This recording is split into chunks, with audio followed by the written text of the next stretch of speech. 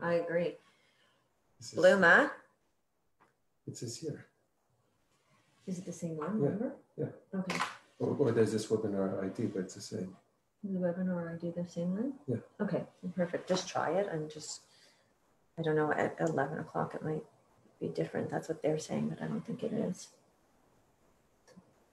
So right now, just try.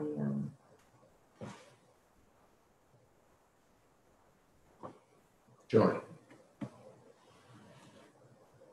Yeah. You put in David Drofsky.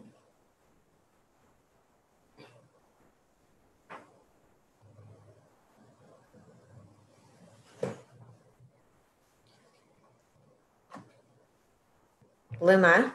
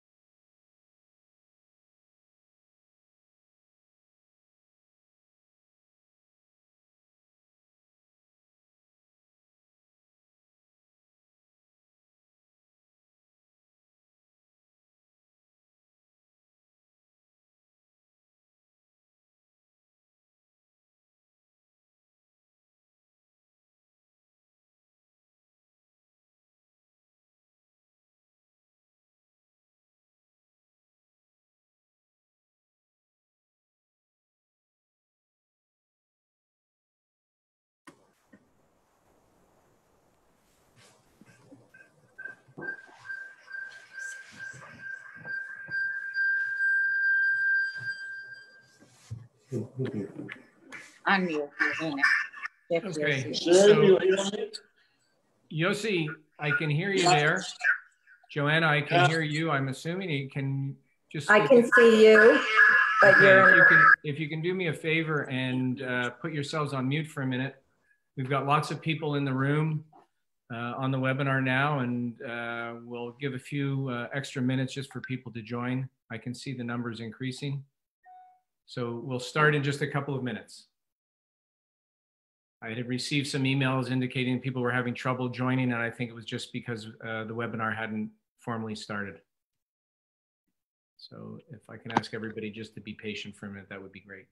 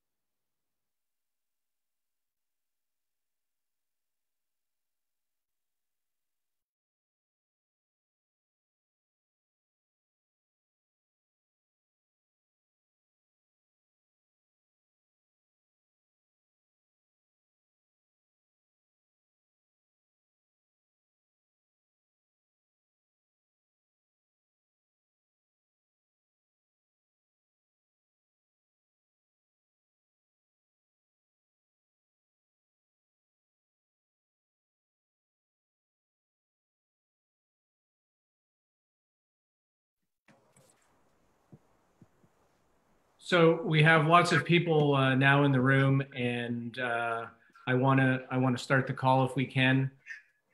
I'd like to say hi and welcome to everyone. I'm Shane Spring, and I'm currently in Toronto, Canada.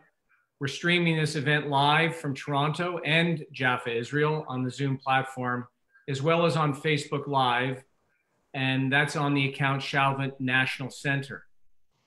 This is amazing. The response we received when we shared this information about this event was incredible. In less than a week, there are today, by this morning's count, almost 900 registrants for the call. And that's without any exaggeration. Having looked at the registration list this morning, I can tell you that those joining in are lovers of food, cooks, wannabe cooks, as well as professional chefs and restaurateurs from all over the world. Many on the list I personally know. To you and to those I don't know, thank you for joining in today. We wanted this event to be global, and it truly is. We have people from all across Canada, all over the United States, Mexico, Guatemala, the United Kingdom, Germany, Italy, France, Switzerland, the Netherlands, Belgium, the Czech Republic, Israel, India, Australia, South Africa, the Philippines, Argentina, Venezuela, Brazil, and even on the SV Saguna, a sailing yacht somewhere in the Gulf of Mexico. If you were counting, that's 20 countries and one boat that we know of. Our intention in putting this event together was to allow us to share and engage with others during this time of self-quarantine and isolation. Sharing the art of Middle Eastern cooking, and also sharing about Shalva, a word that translates to peace, but it is also the name of an incredible organization with a facility in Jerusalem, Israel. The sharing of the cooking part is easy. We are fortunate to have been invited into the kitchen of one of the world's top chefs, Yossi Elad. And on the subject of Shalva, I would now like to introduce you to Joanna Brooks to say a few words about Shalva, the organization. Joanna is the Executive Director of Canadian Friends of Shalva. Joanna, if you can unmute yourself there and say a few words.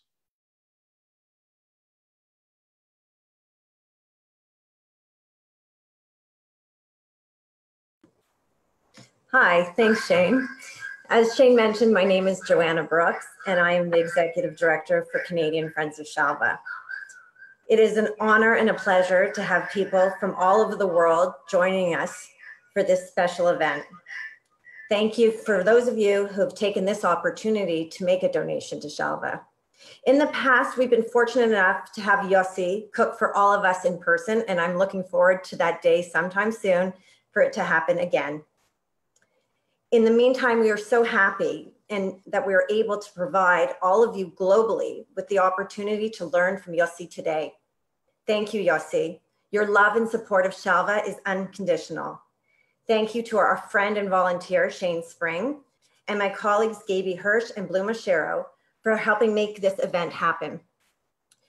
I also have to say a big thank you to Avi Samuels, chairman of Shalva, and Calvin Samuels, founder, for your tremendous support during these difficult times. For those of you who are not familiar with Shalva, I'm going to speak very briefly about who we are and what we do. Shalva is dedicated to providing transformative care for individuals with disabilities, empowering their families, and promoting social inclusion. We provide a range of services 7 days a week for thousands of people with disabilities, from infancy to adulthood and their families. Shalva began as a dream of Kalman and Malky Samuels, whose healthy son, Yossi, was given a faulty vaccine at 11 months that left him blind, deaf, and acutely hyperactive. Their dream to provide a facility for families like their own became a reality 30 years ago when Shalva first opened our doors. 4 years ago, we opened the doors to the Shalva National Center, which is recognized as a world-class facility, currently helping over 1,000 participants a day. Shalva gives equal access and opportunity to all participants, regardless of religion, ethnic background, or financial capability. I'm happy to announce that as of today, after these difficult times, Shalva has reopened our doors to provide the care and support to our participants in need. I would like to invite each of you to visit Shalva on your next trip to Israel. To learn more, please visit our website at shalva.org. Without further ado, I'm going to pass it back to Shane. Thank you.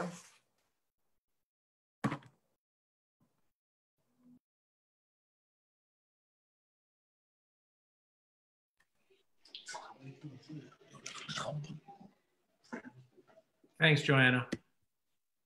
I just want to go through the format and our schedule of the call today before I introduce you to Chef Yossi. We expect the demo will be approximately an hour and 15 minutes. This will allow Yossi to prepare all of the dishes on the menu as well as answer some of your questions. With respect to some housekeeping, when you registered for today's demo, you should have received a confirmation of registration, and in that email, there would have been a hyperlink allowing you to download today's menu, recipes, and ingredients list. It looked like this. You don't need these to participate in the webinar today, although you may want to have them to follow along in the demo with Chef Yossi.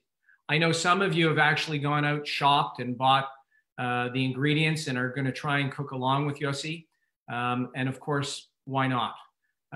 You may want to do that now in terms of downloading the menu if you haven't done that and the recipes. And if you haven't registered and somehow you're here with us, you can register by going to shalva.org/cooking demo. And you can register there. It'll take less than a minute. And once you've done that, you will still receive that confirmation email I just mentioned. And you'll find the hyperlink I referred to above that will allow you to download the menu if you wish. Yossi will be preparing and sharing 4 items with us today. And during the demo, when able, Yossi will respond to as many questions that are submitted as possible. We're only able to see questions submitted on the Zoom webinar platform. I'm sorry, we're not following the chat dialogue on Facebook Live. So if you write a question there, it unfortunately won't be answered. To submit a question here at any time, below the video image on the Zoom platform, you'll see a button that says Q&A. This is where you can submit your question. When doing so, please type in your first name, city and country that you're in, as well as your question. With the housekeeping now out of the way, let's get to why we're all here. I'd now like to introduce you to Chef Yossi Elad. Yossi, who is based in Jaffa, Israel, and is considered by many to be the patriarch of modern Israeli cuisine. He is just an incredible individual. Yossi was born, his history is that Yossi was born in Bratislava in 1948, and at 9 months old, as Yossi has told me, his parents gave him no choice. He moved to Israel, the year the country was founded, which has been his home for the past 72 years. Yossi travels extensively around the world, consulting, opening up restaurants for hotel chains, as well as attending to the restaurants he is still involved in. Suffice to say, any restaurant Yossi has opened has reached top ratings from both critics and patrons alike. Yossi was the inspiration, heart and soul of a number of restaurants that you might be familiar with, and I know some of you have eaten at. Machne Yehuda in Jerusalem, Palomar in London, Bar Shuka in Frankfurt, and his new restaurant, Joseph in Berlin, which opened in July 2019, 9 months ago, though has already received rave reviews and success. Unfortunately, all of these restaurants, like most around the world today, are closed, waiting to fully reopen. Fortunately for us, Yossi's Kitchen at Home has not closed, and that's where we'll be cooking today. Yossi has an incredible energy, a very big and generous heart. I am honored and privileged to be able to call Yossi a friend. I am so happy to be able to share Yossi with you today. Without further ado, Yossi, this webinar is yours, and I look forward to learning and engaging and sharing with you now. Thank you very much to everybody who's joined.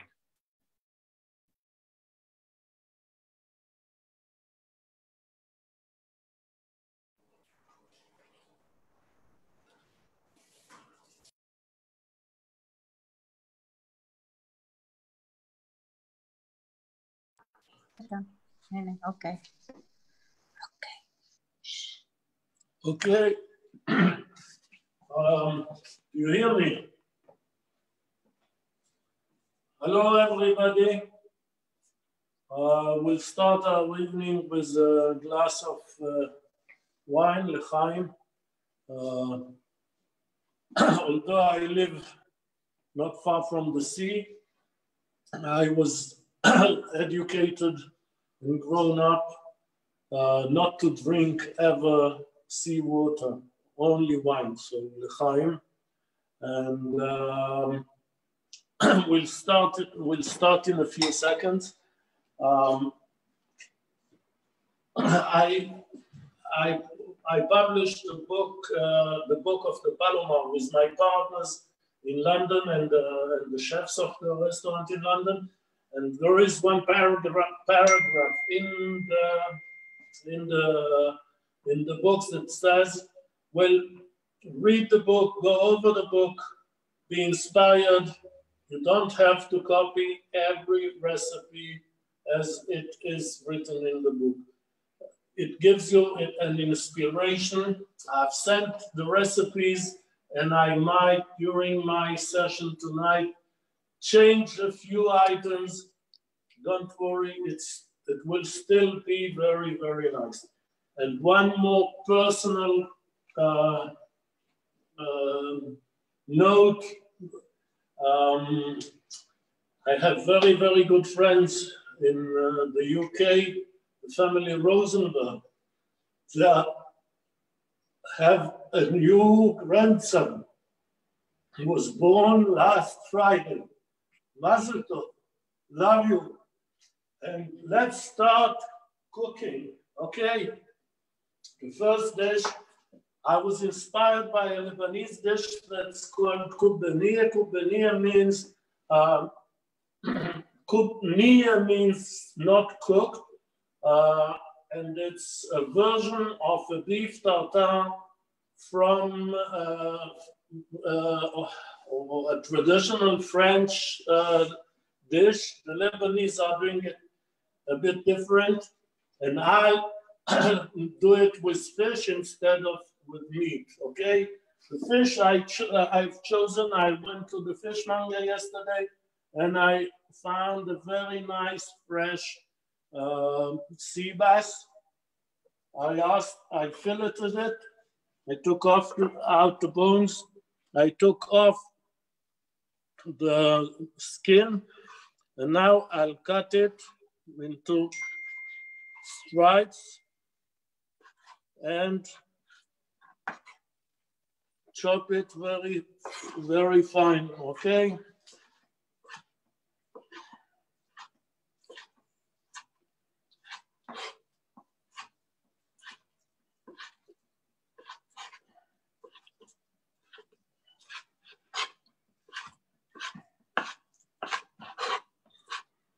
Well, this will be enough for me, for like me and Orly. I'll chop it a little bit more.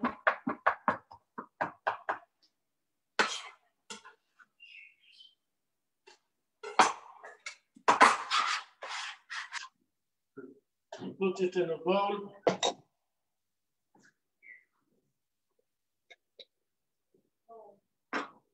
I pre-soaked very fine bulgur, very fine. I did it with some lemon and water. I left it for about 20 minutes. Now I'm adding it to the fish. I'll take some parsley.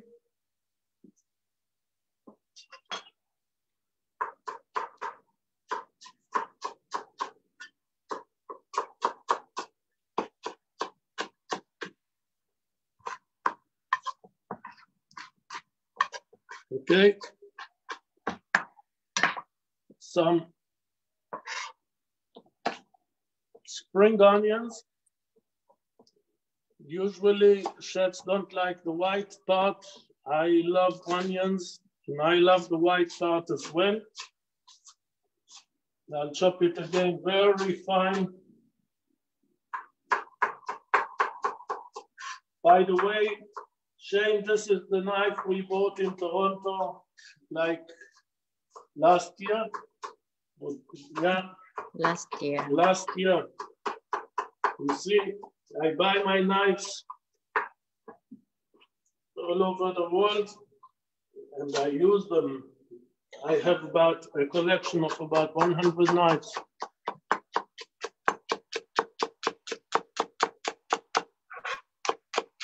Okay. And some cilantro or coriander. The world is divided into two, like people who love coriander, like me, and people who hate coriander, who cannot stand coriander. If you don't like coriander, if you don't like cilantro, you don't have to add it to this dish, okay? You don't have to eat what you don't like. Yeah. Into the bowl.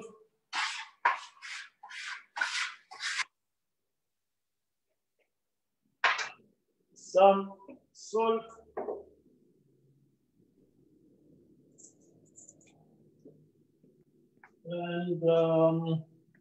And pepper. I like very much to do pepper as fresh as possible.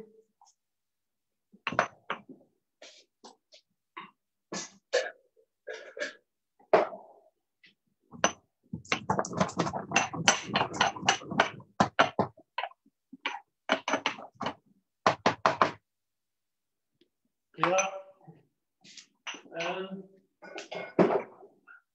we need some olive oil.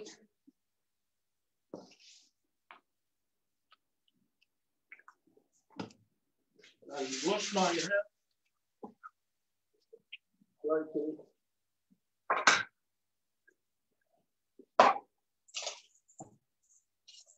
I'll mix.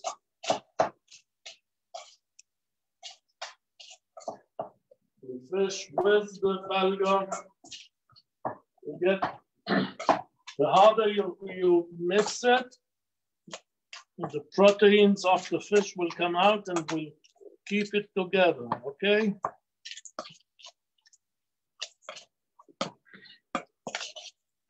Now, if you're a vegetarian and you don't want to use fish, instead of fish, you can add some diced tomatoes, some sunflower seed that you roast, some pumpkin seed that you roast, the bulgur, and the rest you'll do the same as I did. Okay? Yeah. This is the first part of the dish that you have on the menu. And now we'll move to the second part. Yossi, somebody is asking, where's the red diced chili pepper? Is that in this dish? Yes. Yeah. Well, I'm glad they reminded you. Yeah. No. Again, chili, you know, some people cannot stand chili. Some do. As I said at the beginning, well, a recipe is just a recommendation or an inspiration. Yeah, I added the chili. If somebody likes it more spicy, you can add some more. If not, you just leave it like that, okay? Yossi, I'm not sure where Noreen is from, but Noreen Firestone has asked, could one use quinoa instead of bulgur? You can use quinoa instead of bulgur, but you have to remember that quinoa you have to cook.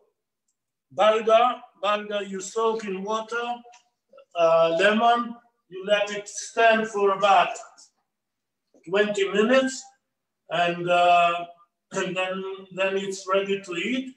If you are using quinoa, you have to cook it. Yossi, two people have asked about the knife you just used that you had bought at the store I took you to in Toronto. One person was asking, can you tell us about that knife? This is a typical knife that is used in the Far East, like Japan, Korea, China. The handle is just to hold the knife. Usually the Japanese chefs are cutting with the knife this way. They don't use the handle. And some of the knives, this one is more like for vegetables.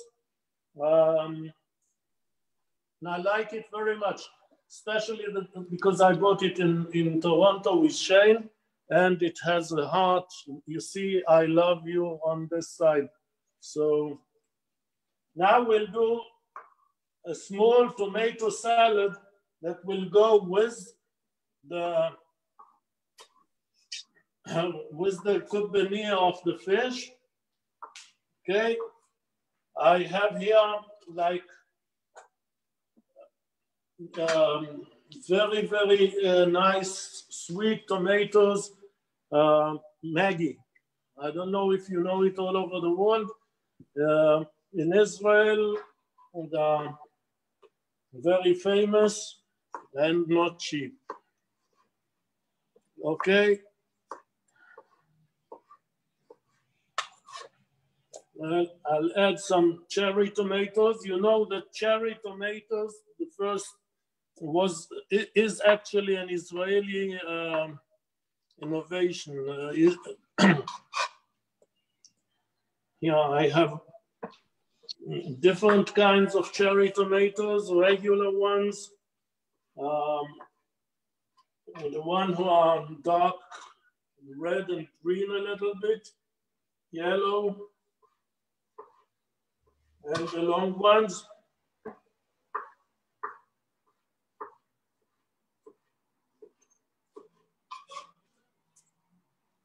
If I remember correctly, I said some red onions, yeah, mainly for the color, but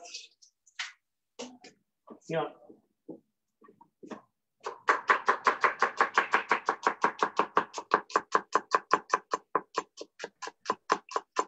Yossi, there's so many people asking me about that knife. 3 people have now asked me where they can buy knives in Toronto. The shop that I took you to, for those people that were curious, there's a shop on Bathurst Street just north of Bloor called Tosho, Tosho Knife Arts. And if you Google Tosho Knife Arts, I'm sure you'll find it. Okay. If I'm not mistaken, again on the recipe I gave Shane, I said cilantro, coriander, but I went out to my garden and I found really fresh, nice basil. So this time I'm doing it with basil, but you can change it to whatever greens you want. Coriander, parsley, your favorite green, your favorite herb. Okay. Yeah. Seasoning, very simple. Take some fresh lemon, squeeze it, through your fingers and catch the seeds so it will not fall. This I was learning from an old Egyptian lady, like about 50 or more years ago. Some olive oil, again, some salt. Yossi, if I can ask you, a couple of people, Lily in London and Rosaline in Toronto have asked about whitefish. Can you use haddock instead of sea bass, or can you recommend any other fish that you can use? Any white, preferably fish from the sea is okay. You can use for this dish even sometimes mackerel. You can use tuna, and even if you will try with salmon, it will be very, very tasty and good. Careful how much you drink there, Yossi. Okay, until I finish the bottle. Here comes the fun part of the dish. What we call plating. I'll mix the salad.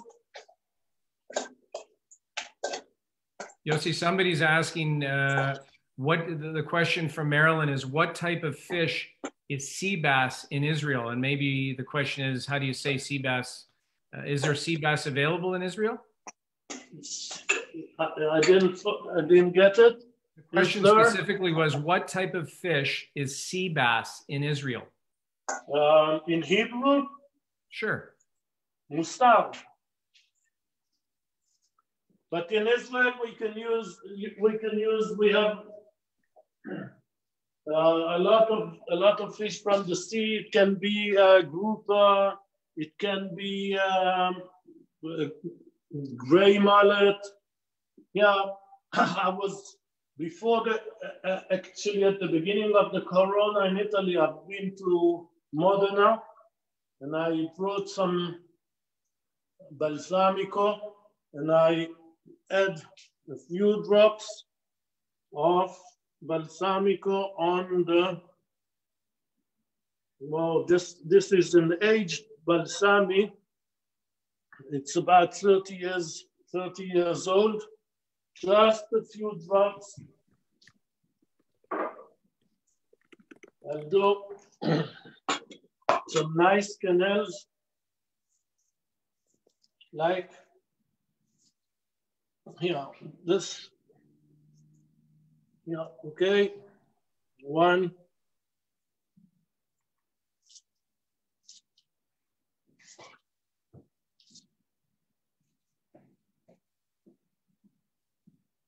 Two.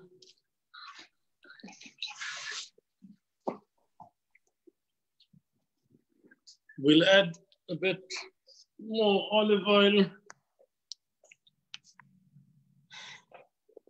I'll do another trick. Yossi, somebody, Judith is asking from London, England, if one is making this dish for vegetarians and you had suggested that the base is the tomato salad, you also suggested in lieu of fish, if they're vegetarian, to use tomatoes. I can't imagine you're going to put a tomato-based fish, not a fish kebab, but a quenelle on top of a tomato salad. Is there something other than tomatoes you might use? No, you can use spring onions, parsley, cilantro, basil, and replace the tomatoes with cucumbers. Thank you. And of course, don't forget the bulgur, and add some sunflower seeds and pumpkin seeds. Okay, and you have a vegetarian dish.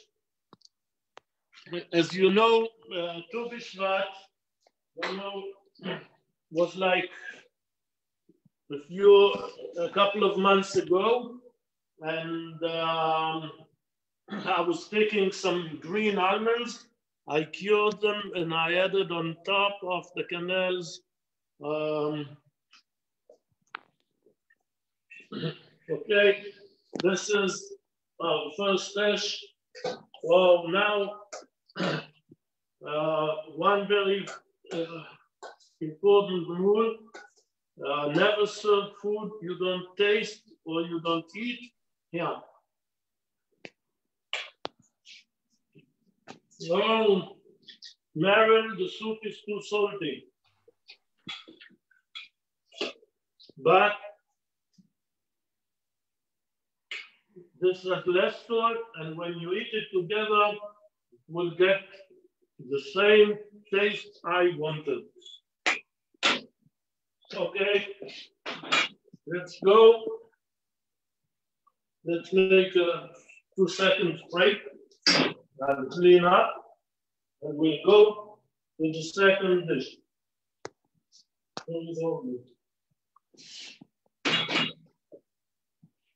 Yossi, I'm curious, while you're in the middle getting ready for the next dish, you know, as a kid, when I was growing up, I wanted to be a fireman, and I thought about a policeman.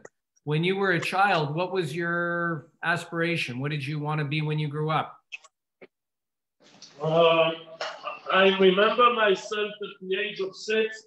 I was asked, what do you want to be when you grow up? And I said a cook. And it was really many, many years ago, like 65 years ago. Chefs in Israel weren't so famous as today. And so they tried to convince me to do something else. And I went and studied hotel management. But at the age of 30, all of a sudden I realized that when I was 6 years old, I wanted to cook. So I gave up. I resigned from hotel manager as a hotel manager, and I started my catering business. And it was in 1980, which means for 40 years I'm in the kitchen. And as you say, you can sometimes take out the chef out of the kitchen, but you never can take the kitchen out of the chef. L'chaim. L'chaim, l'chaim. Well, and to my friend in Italy, chin chin. Chin chin, l'chaim. Okay, just a second. I'll clean up, and then we'll go and move over to the next dish. As you see, I use a scraper so it makes my life easier.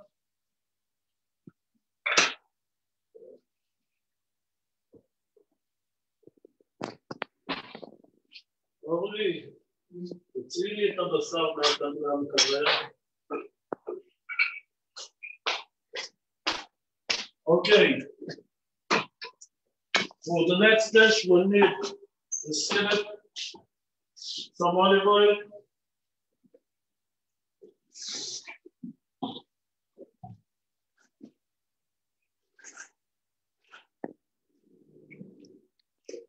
an onion. I'm sorry, I'm a little late on the last recipe. There were some questions that just came in.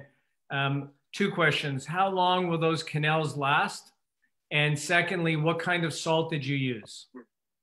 I was using Atlantic sea salt. Yeah. But any salt will do the job. I like this one very much. But yeah, I have my salt. This one, Fleur du Sel. This is the best salt so-called in the world, but I have some others as well. You see the pink one, and use the salt you like. and it will make the taste, your food the tastiest, okay? And the canals will last how long? The canals with fish. Don't make the size of the amount of food you can eat, and don't keep it for the next day. Okay, eat it today. Don't keep it for next day. It will not taste the same. It will not taste the same. Okay, I don't want to keep interrupting you, but a very important question came up from my friend Luca Levati in Udine, Italy. He wants to know, what kind of music would you be listening to while cooking? Do you like music? Pink Floyd, Elvis? Yes, I do. Yes, I do. I don't want to put music now. I like all the Israeli songs. I like very much. Sorry. I like very much classical music. Sometimes I put in the background some Beethoven or Mozart, or one of my favorite. You said it's the guy from Italy. Yeah, that's Luca. Yeah, Luca. Do you know Luciano Dalla, Caruso? This is my favorite. Okay. Yeah, we chop the onions really, really fine.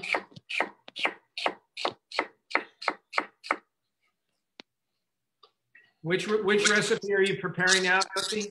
Now we went to the arayes. This is the second dish, yeah?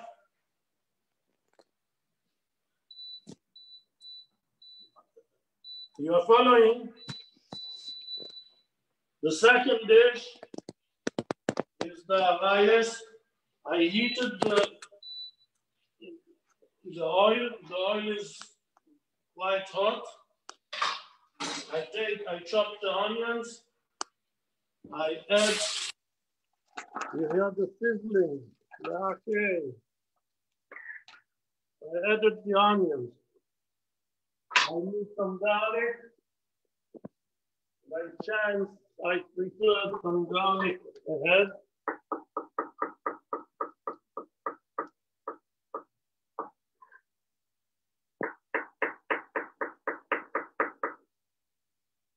Like, again, it depends on how people like the dish. Yeah.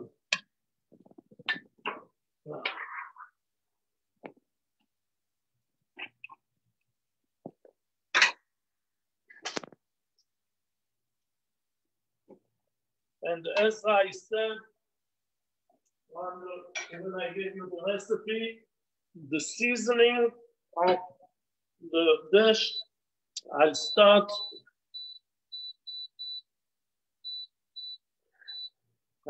now. Ras el Hanout. In a second, I'll explain the meaning of Ras el Hanout. Some pepper. Again, I'll do fresh.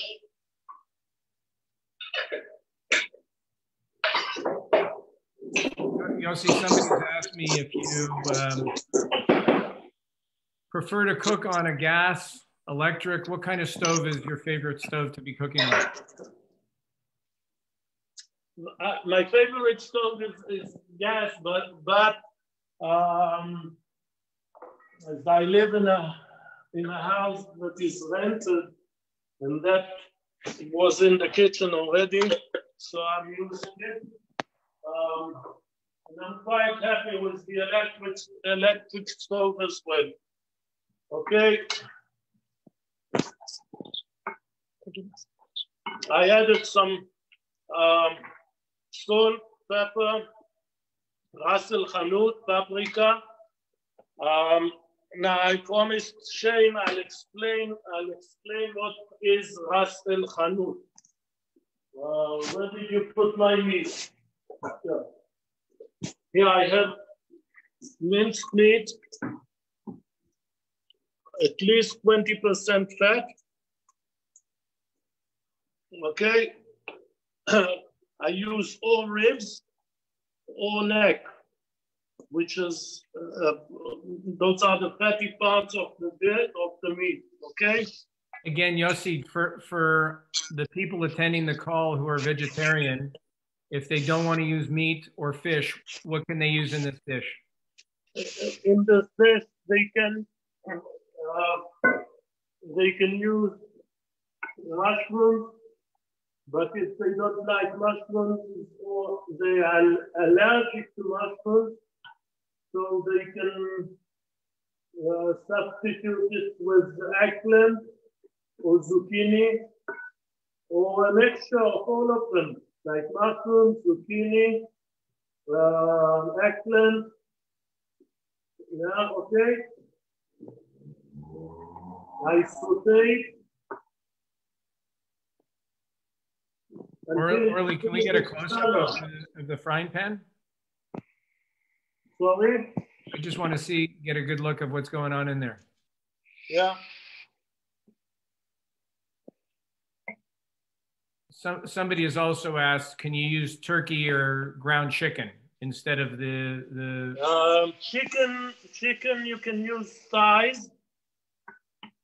Turkey, well, if you have turkey thighs, it's okay. The breast will come out a bit dry. So I prefer not. You can use it, but I prefer not. But yes, you can use chicken. You can use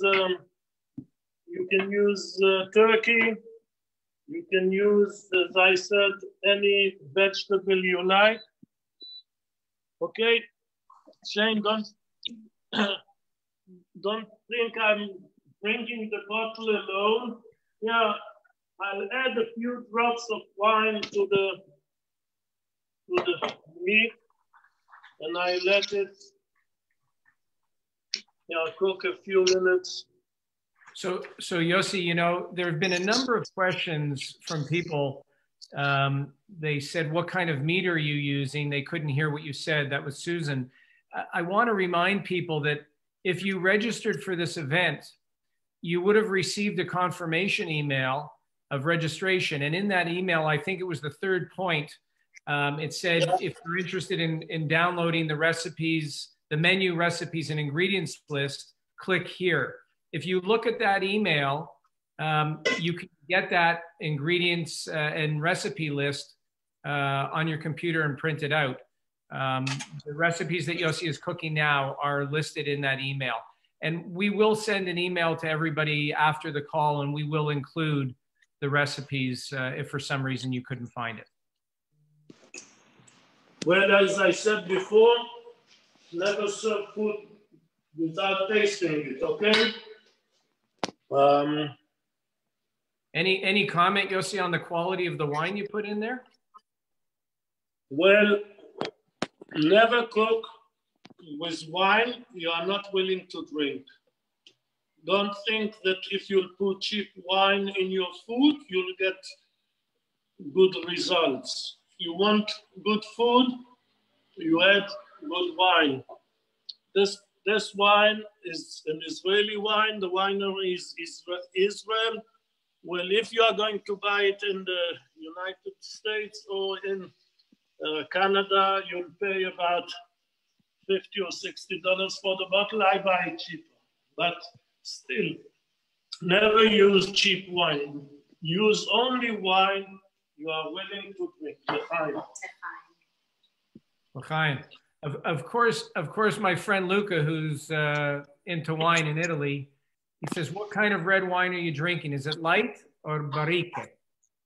No, this is quite heavy. It's a combination, I don't remember by heart, but it's Carignan, Syrah, and an Israeli grape that is called Argoman. It doesn't grow anywhere else, only in Israel. Now I add some pistachios, some almonds, and pine nuts. Okay. Turn off the heat. The dish is almost ready. Now, again, this is the time if you want to add some of your own flavors, like some chopped herbs, will make it nice and tasty. Okay. Yeah. Now comes the fun part. Okay. You don't have at home a pizza oven, but I do. And I prepared in advance some pizzas, but I like them warm. Okay. This recipe of the pizza is very, very easy. It's 500 grams of flour, 10 grams of salt, 10 grams of sugar, 7 grams of dry yeast, and 300 ml of lukewarm water. A spoon of oil, preferably olive oil, but it can be regular oil as well. You knead the dough, you let it stand for about half an hour, 40 minutes. You push it down, you let it rise again for another 25 to 30 minutes. You make even size balls. You let them stand for 10, 15 minutes. You press them down, you roll them out to the shape of the pita. You take a pan, you heat it, and you fry it in the pan. Or like this. Okay? זה לא יעלה עכשיו.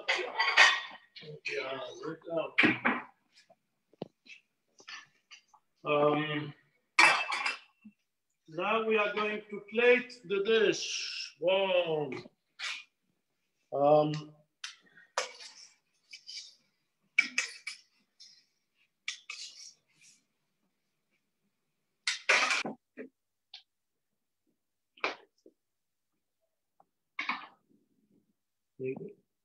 Okay, we open the pita. We have the pocket. Where's my spoon? Here's my spoon. My plate. Don't throw it away because the IRS will come and count the edges of the pita, and then they'll know how many you used during the day, and you'll have to pay taxes accordingly. This is a real story. The falafel people in Israel at the beginning used to cut off the edges and throw it away. One day, the IRS came, counted them, and they asked the guy, how many pitas did you sell today? He said 50, and they said, no, we counted 120.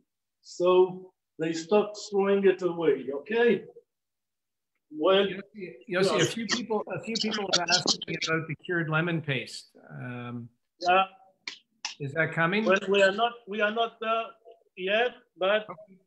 In a few seconds we'll come to the lemon paste. Oh, and I forgot the Ras El Hanout. I need to explain Ras El Hanout as well. I'm glad you're saying that because I've had about 5-6 people ask me. Yeah, okay. Yeah, the meat. Well, you don't have them, but I do. Okay. Wow, nice. Only saved my pita. I forgot it in the oven. Okay, you see, it blows up, you get the pocket. Well, I did two kinds of tahini. One is a regular tahini, sesame. I'll put it over here on the side, but you can do it the way you want. I made another tahini. This tahini is made out of a whole with the grain, the sesames, and roasted, so it has a dark color. Okay.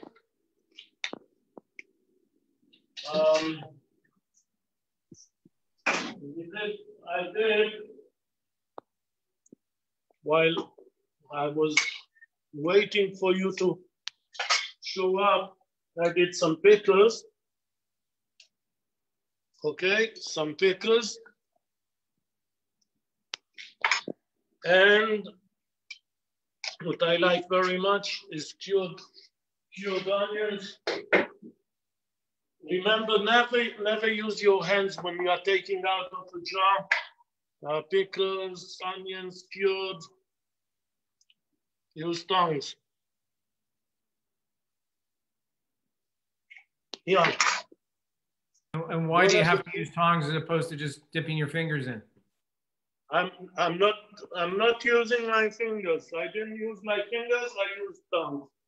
But why is that? You will not catch me. You will not catch me using pickles and those cured lemons, whatever. Only you can put it on the side. Now I'm ready to answer questions. Okay. First of all, cured lemons. You asked about the cured lemons. Well, I cannot live without cured lemons. Can you see? You slice the lemons. You slice the lemons, preferably organic lemons that are not sprayed with, I don't know, poison.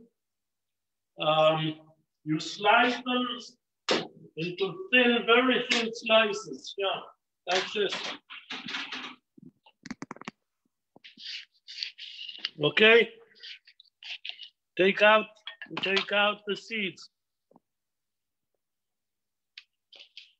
Take some good quality salt. You put some salt on the lemons and you arrange them in the jar. You let them stand for about 20 minutes. The lemon juices will come out and you'll get like a layer of juice, lemons. After 20 minutes, you cover it with olive oil. Should be covered with oil up to the top. The minute the lemon is out of the oil, will get rotten. So it has to be covered all the way, all the time with olive oil. You let it stand for another 12 hours outside the fridge, then you can keep it in the fridge. If you are using good quality of olive oil, the olive oil will get like greasy fat, not liquidy, you know, like butter. And then again, you want to take it out, you use tongs. The cured lemon paste, here I have a food processor, a small one.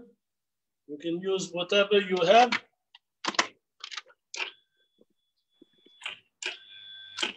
And all of a sudden you get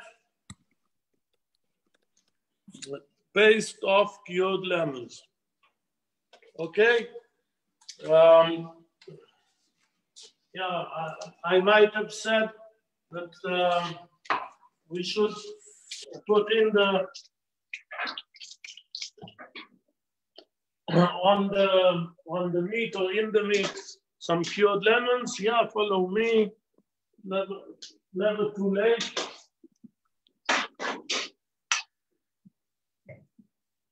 a bit of yod level. Yossi, a few people have asked if we can include. Now we go to the Russell Hanut. He can talk. Now it's my turn. Russell Hanut. Russell Hanut is a mixture of spices. Hanut in Hebrew or in Arabic is a shop, a spice shop, or whatever shop you want. But in this particular connection, it's a spice shop. Okay, every spice shop, every spice dealer has his own mixture. In this one that I prepared myself, I roasted the herbs, or the spices. I have coriander, I have cumin, I have cardamom, I have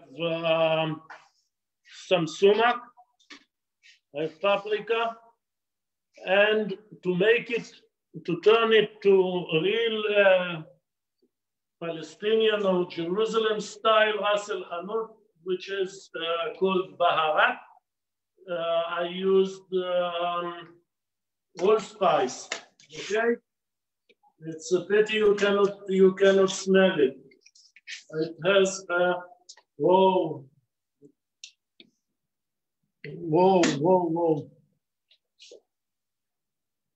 Okay, so this is the answer of the Ras El Hanut.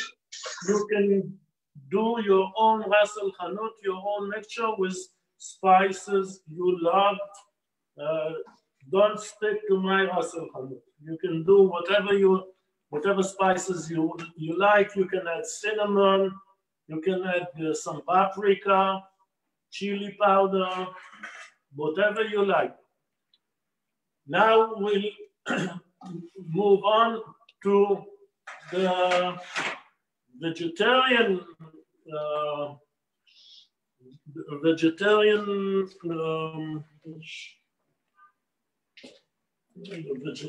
way of doing this dish. Again,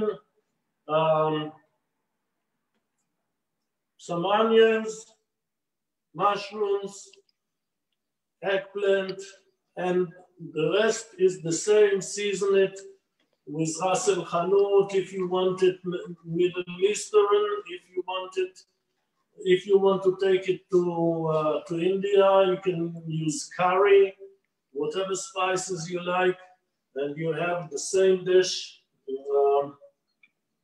Far Eastern way. Now that this dish will not feel like lonely, you must probably know a very, very famous, well-known all over the world, the baked cauliflower. Well, I am doing it the same, but with broccoli. Broccoli, nice and green. I poached it. I boiled some water with some salt. I poached it not longer than for 3-4 minutes. I'll add some olive oil. Okay. Some salt. Sorry.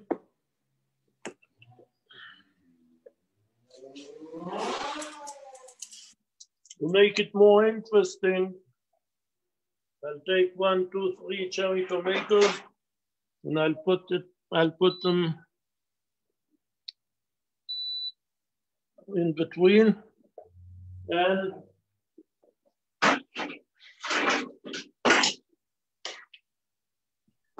for those people that are asking some questions that I haven't addressed to Yossi, I'm letting you cook on there, Yossi, and if people would like to stay on at the end, I'm being respectful of other people's time.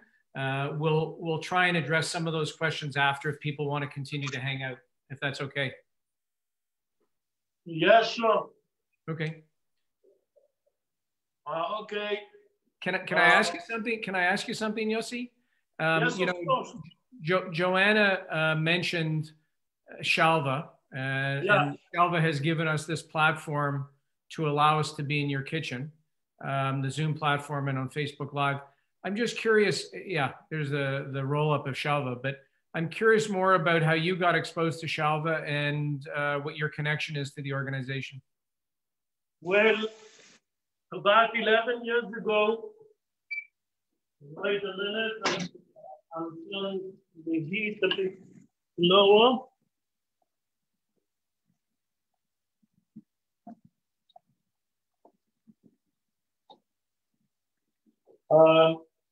About 11 years ago, in 2009, we opened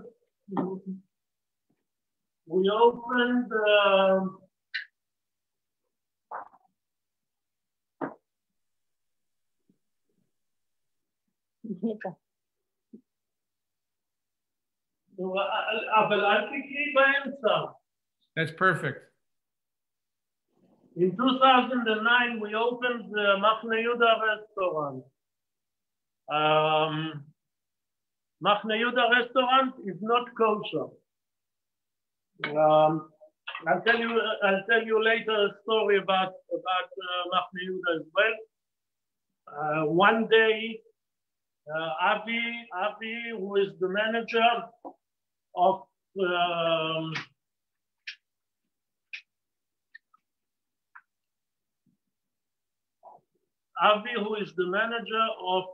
Shalva, came to Machne Yehuda and said he needs some chefs to go and cook a charity dinner for Shalva abroad. And he said, well, I know you are very famous, and you are not kosher, but I need someone, you know, who is famous all over the world, so we can bring some people to cook for them. And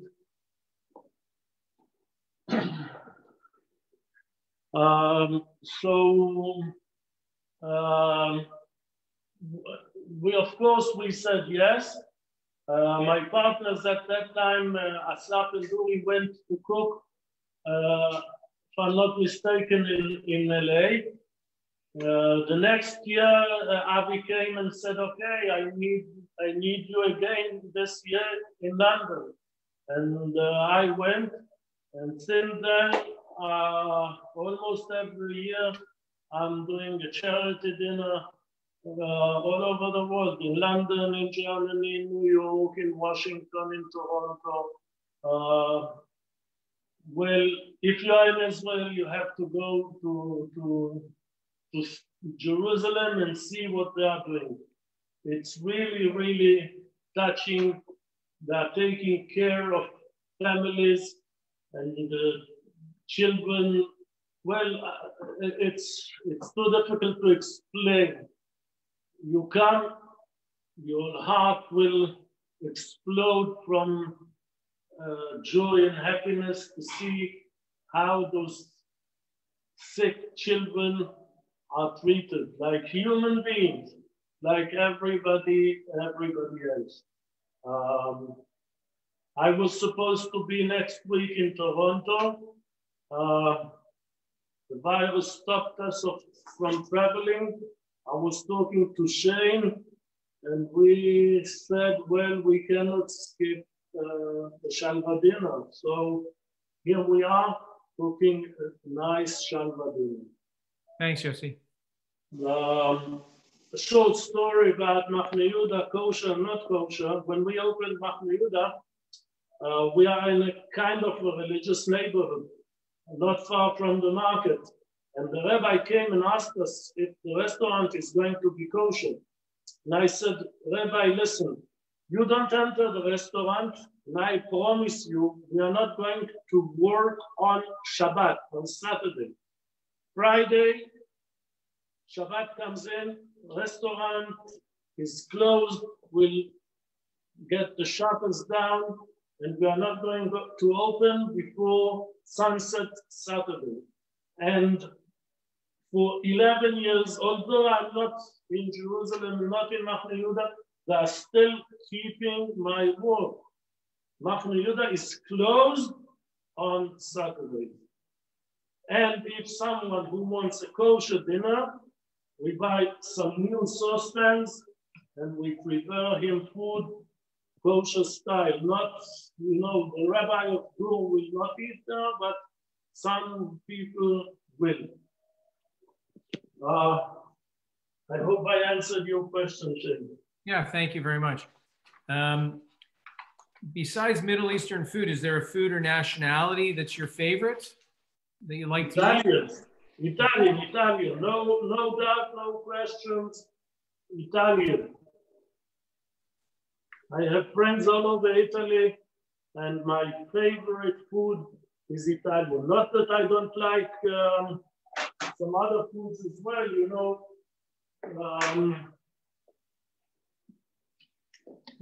Far Eastern, yeah. Broccoli, finished as well.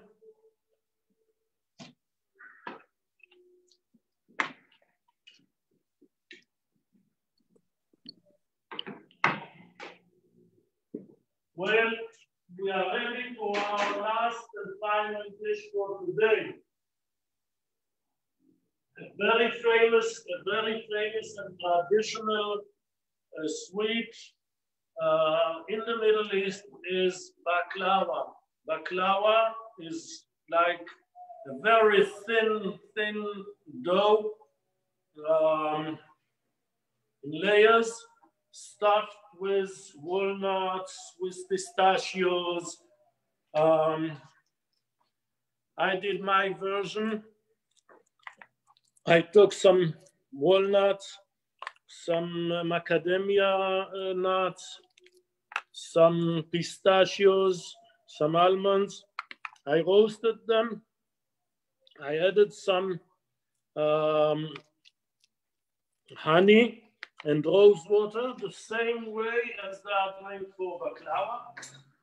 And instead of doing it with a dough, I did it with pears. Yeah, I peeled the pears. I took out the core of the pear. Yeah. Does it matter what kind of pear, Yossi? Sorry? Does it matter what kind? No, it can be done with any pear you like, which is like hard and stiff. There are some pears who are mushy and floury.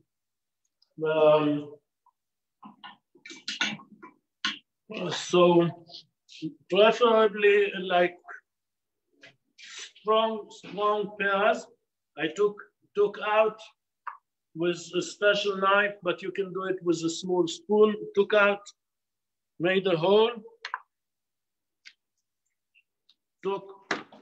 I cooked the pears in red wine and sugar, and I stuffed the pears with the baklava stuffing of nuts, walnuts.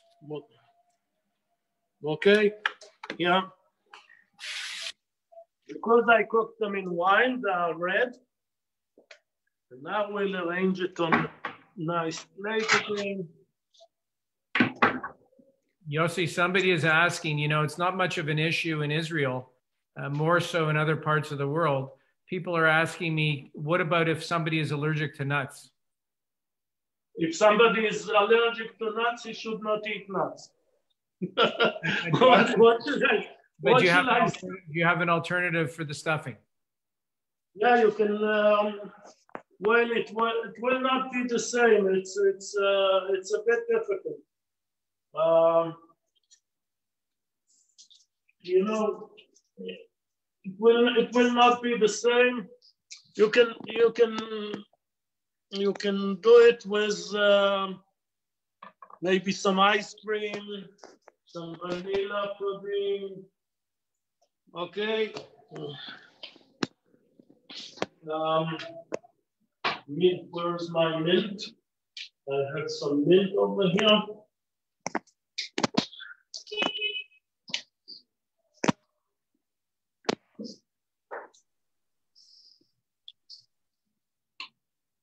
And one more second. I'll take a clean spoon. This is the red reduced wine.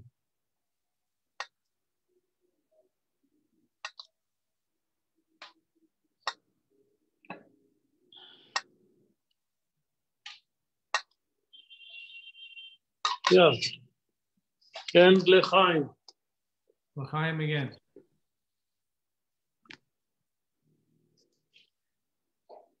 Yeah. Now you can take a picture of the whole meal.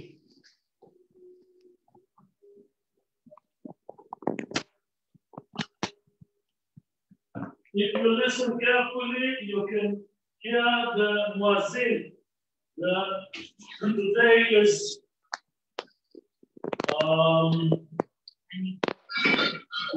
Ramadan. Ramadan is the feast of the Muslims. You are joining me? No, you are joining me? No.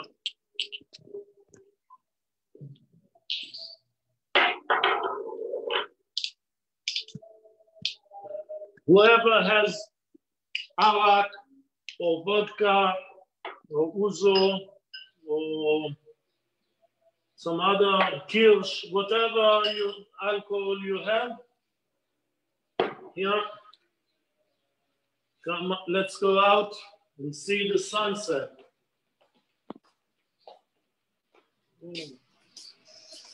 Come. Cheers. Cheers. L'chaim. Cheers. L'chaim. L'chaim. So, you know, Yossi, I want to say thank you. Again, I'm going to give a few closing remarks. Any questions? Yeah, I'm gonna first give a few closing remarks, and then I'll come back to the questions, because for those people who are looking to sign off, I want to reach them before they leave. And then if you can stick on, Yossi, and anybody else that wants to ask questions, listen to the answers, I'm more than happy to respond and have you respond. Firstly, I want to thank you, Yossi, for having been so generous and kind in sharing your knowledge, experience, and passion for cooking. I have to stop. I have to stop you and correct you at the beginning. You said that all of a sudden we became friends, and I wanted to tell you that all of a sudden I have family in Toronto. You have family, I'm sure, all over the world. Not just Toronto. But some of them are deeper in my heart, like Shane and his family in Toronto, like Richard and Marilyn Rosenberg in the UK, and you know, some of them are family. Okay, of course, my daughter, my wife. Well, okay, go on. We consider you family, and we're honored. I'm sure the Rosenbergs in London and the Springs in Toronto are honored to have you in our family. I also want to thank Orly, who I thought was the camera person, but I don't know who's got the camera. Whoever's operating the camera, thank you. Yeah, I'll show you. Wait. Hello. Hi. Thank you very much. This daughter, she was the cameraman today. Thank you very much. The camera person. if The we're being the camera person, the I don't cameraman. mind being the cameraman. Yeah, okay. So I also want to thank all of the people who've been on the call, old friends and new friends from around the world.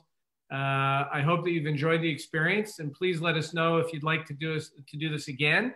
And any feedback you wanted to share would be very much appreciated. For those of you who have my email, you can email me directly, and those of you who don't, you can send any feedback, questions, or comments to Joanna@shalva.org, and that's JOHANNA@shalva.org. I want to thank Bluma, Gaby, and Joanna from Shalva for being the team that put this event together. And lastly, as I've mentioned, this has been a free event, and it was our intention to offer it as a free event. There's no obligation for anybody to make any payment whatsoever. But if you have any interest or were moved in any way, please feel free to make a donation to Shalva. And you can do that by going to shalva.org, SHALVA.org, and clicking on the donate button. I can assure you that 100% of any and all funds donated would go to the important work that Shalva does, and any donation would be appreciated. I don't want to keep people on who aren't interested in sticking around. It's now 12:20, and we've been going for just over an hour and 15 minutes.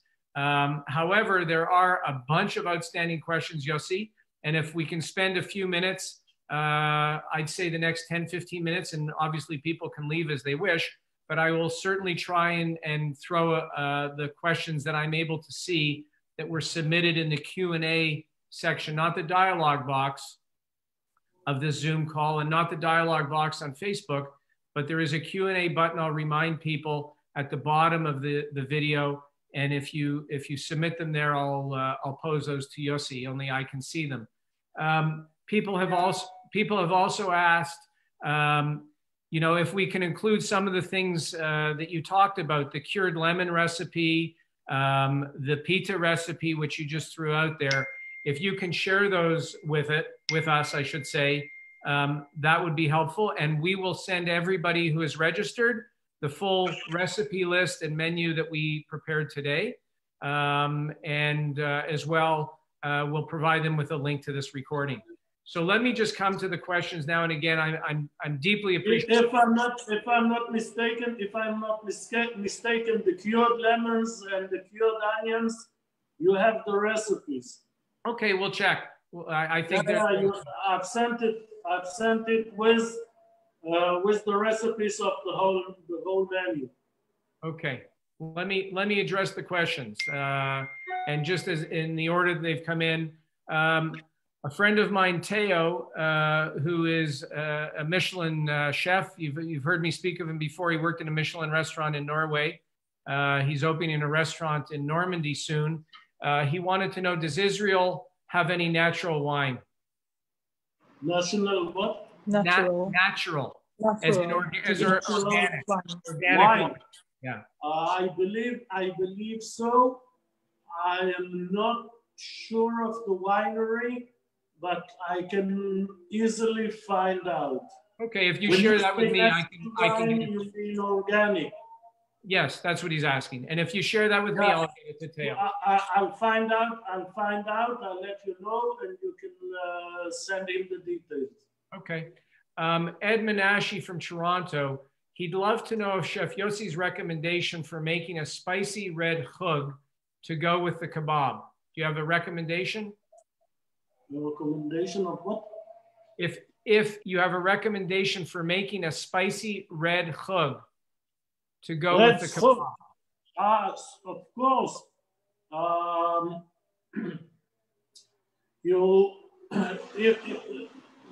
If you have a mortar and pestle, it's okay. If not, if you have a food processor, what I do, I buy those long, hot chili peppers dry, and I soak them in water. I drain them. I add some olive oil. I add some fresh chili peppers. I like to burn them a little bit in the pizza oven, take out the seeds, and grind them with the food processor into a paste. I'll come. Yeah. Okay. Very easy. If not, go to a Middle Eastern shop and buy some harissa. Okay. You can get it canned. You can get some homemade jars. It's easy to get nowadays. I get very easily manufactured harissa and good quality in London, in Germany, in Frankfurt. Okay. Even in Toronto, I believe you can get some harissa, good quality. Okay. Yossi, there's three people: Eve Lipsick and Gail Sinai and Carol Cherrick. One from South Africa, one from Toronto. I don't know where Eve is from, but they wanted to know about the lemon paste. What other dishes can I use the cured lemons for? And what kind of, same question basically. What can they use the lemon paste for? What kind of? For the lemon paste. What else can you use it for? And the cured lemon. Well, you can use it if you are making a fish tartare. Easily, you can add a spoon or a teaspoon of cured lemon paste. If you are doing falafel and you put some salad, you can top some cured lemon paste. I like to do it even when I'm doing a nice good steak. I take a slice of cured lemon and I top it on the steak. If you are doing some in the oven, baked whole fish, you can stuff its belly with some slices of cured lemon, or even top the fish with some sliced lemons on top and bake it with. Well, there are almost endless dishes you can use cured lemon. Okay. Noreen Firestone just shared information. Lotem Winery in the Galil make a wonderful organic wine. So that's Lotem, Teo, if you're still there. Lotem, yeah, okay. And then somebody, an anonymous person asked, can you use poached fish instead of raw fish for the kubenaye? Poached fish for the kubenaye? Yes, you can. Okay. It's not a problem, easily. Okay. And I don't know if there's anything else. I think you've answered most of the questions. Again, Yossi, Orly, thank you for welcoming us into your home. Thank you to Shalva for providing us with this platform to, engage and share with other people around the world. And thank you to all of you around the world who joined us. One more sentence, regarding Shalva. Like something like $20 will keep a child a day in Shalva. So, it's not a lot of money, but if everyone will donate not more than $20, we have from this event about 10,000, which is amazing. Thank you, Shalva. Thank you, Shane. Thank you, Joanna. Thank you, Michal. Thank you, Oli. Love you all. Thank you very much, guys. I appreciate it. Everybody stay healthy and safe. Bye-bye. Much love. Again.